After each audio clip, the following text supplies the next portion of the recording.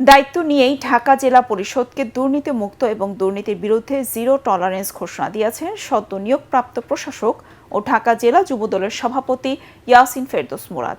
ঢাকার ধামরাইয়ের কালামপুর এলাকায় দলীয় নেতাকর্মীদের সাথে শুভেচ্ছা ও মতবিনিময় সভায় তিনি এ ঘোষণা দেন।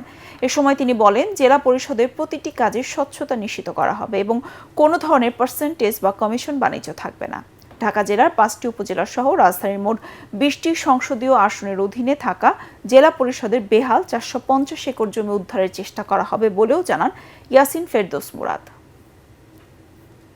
বিগত সময়ে ঢাকা জেলার যে উন্নয়নের নামে হরিলুট হয়েছে, দুর্নীতি হয়েছে, সেটা ইনশাআল্লাহ আমি যতদিন দায়িত্বে থাকব আমি ততদিন আমি জিরো টলারেন্সের মধ্যে রাখব।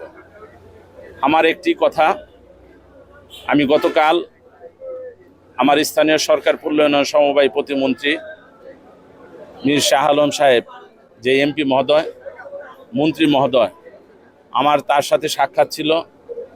আমি তাকেও বলেছি আমাদের ঢাকা জেলার যে সম্পত্তি আছে সেগুলো বিগত পতিত স্বৈরাচার সরকার বিভিন্নভাবে ব্যাহত করে রেখেছে, তারা হরিলুট করেছে।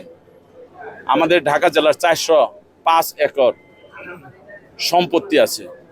এই সম্পত্তিটাকে যদি আমরা ঢাকা জেলায় প্রপারভাবে ইউটিলাইজ করতে পারি, আমরা যদি সেই অবকাঠামো উন্নয়ন করে রাজস্ব আয় করতে পারি, তাহলে ঢাকা জেলায় বাংলাদেশের মধ্যে রাজধানীর যে জেলা, সেটা আমি বিশ্বাস করি জেলা পরিষদ যে একটা নাম আছে, সেটা একটা অর্গানাইজেশন আছে, সেটা একটা ইনস্টিটিউশন হিসেবে সারা বিশ্বের মধ্যে একটি সুনাম অর্জন করতে পারবেন।